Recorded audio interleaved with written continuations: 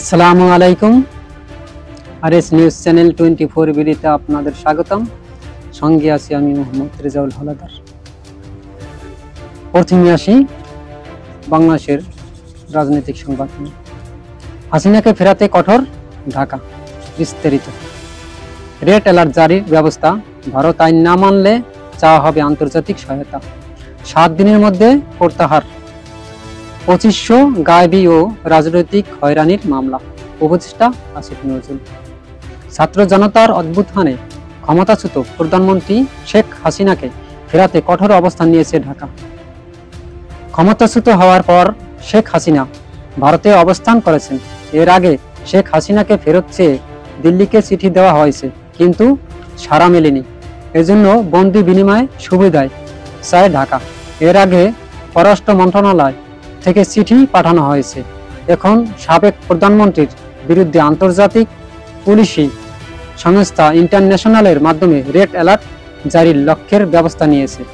আইন, বিচার ও সংসদ বিষয়ক উপদেষ্টা ডক্টর আসিফ নজরুল গতকাল সাংবাদিকদের এ তথ্য নিশ্চিত করেন।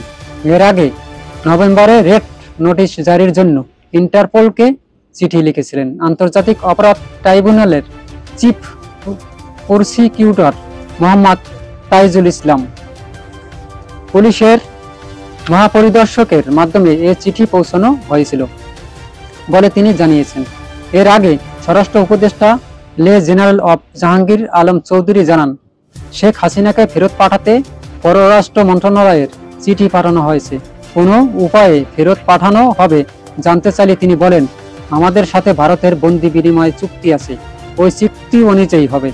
গতকাল আইন মন্ত্রণালয়ের আয়োজিত সংসদ সম্মেলনে আইন উপদেষ্টা আসিফ নজরুল জানান, বিচারের জন্য শেখ হাসিনাকে ফেরত আনতে সব ধরনের পদক্ষেপ নেওয়া হবে।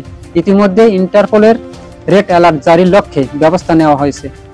এক প্রশ্নের জবাবে তিনি বলেন, আমরা চিঠি দিয়েছি, ভারত শেখ হাসিনাকে ফেরত না দিলে দুই দেশের প্রত্যাপন চুক্তি লঙ্ঘন হবে। প্রয়োজনে আমরা আন্তর্জাতিক সহায়তা নেব। আইন উপদেষ্টা বলেন, বিগত 15 বছর বহু গায়েবী মামলা হয়েছে। আন্তর্জাতিক সরকার পাবলিক প্রসিকিউটর নিয়োগ দেওয়ার সঙ্গে সঙ্গেই এসব মামলা চিহ্নিতকরণ কাজ শুরু হবে। নির্দেশ অনুযায়ী বেকসুর খালাস যারা পাবে তাদেরকে খালাস দেওয়া হবে, আর যারা প্রকৃত অপরাধী তাদেরকে সাজা দেওয়া হবে। এমতাবস্থায় বাংলাদেশ মাননীয় সাবেক প্রধানমন্ত্রী শেখ হাসিনাকে আনতে কঠোর পদক্ষেপ নিতেছেন। আসিফ নজরুল ইসলাম বলেন, যদি তারা শেখ হাসিনাকে ফেরত না দেয় তাহলে ভারত এবং বাংলাদেশের মধ্যে আর যে একটা চুক্তি আছে, বন্দি বিনিময় চুক্তি, সেটা লঙ্ঘন করা হবে। তারা যদি সেই চুক্তি লঙ্ঘন করে তাহলে তাদেরই খারাপ হবে, কেননা তাদেরও কিছু বন্দি বাংলাদেশে আসতে পারে বা বাংলাদেশে থাকতে পারে। অতএব তারা যদি না দেয় তাহলে তারা চুক্তি লঙ্ঘন করলে আমরা চুক্তি লঙ্ঘন করতে বাধ্য হব। এতে কোনো কার লাভ আর কার ক্ষতি তারা বিবেচনা করবে, আমাদের হাতে আর কিছু নেই। এবং তারা যদি প্রধানমন্ত্রী শেখ হাসিনাকে না দেয় তাহলে আমরা আন্তর্জাতিক সহায়তা চাইব, কেননা এই ব্যাপারটা যারা ছাত্র জনতার গণ অভ্যুত্থানে নির্বিচারে মানুষকে গুলি করার নির্দেশ দিয়েছে এবং হত্যা করার পরিকল্পনা করছে, অবশ্যই তাদেরকে আন্তর্জাতিক ট্রাইব্যুনালে সাজা দিতে হবে। আর যদি সে নিরপরাধ হয়ে থাকে তাহলে তাকে খালাস দেওয়া হবে। অতএব তাকে যে কোনো প্রকারে হোক আমরা বাংলাদেশে তাকে আনতে বাধ্য করব ইনশাআল্লাহ। আজ এ পর্যন্তই। আসসালামু আলাইকুম রহমতুল্লাহি ওয়া বারাকাতুহু।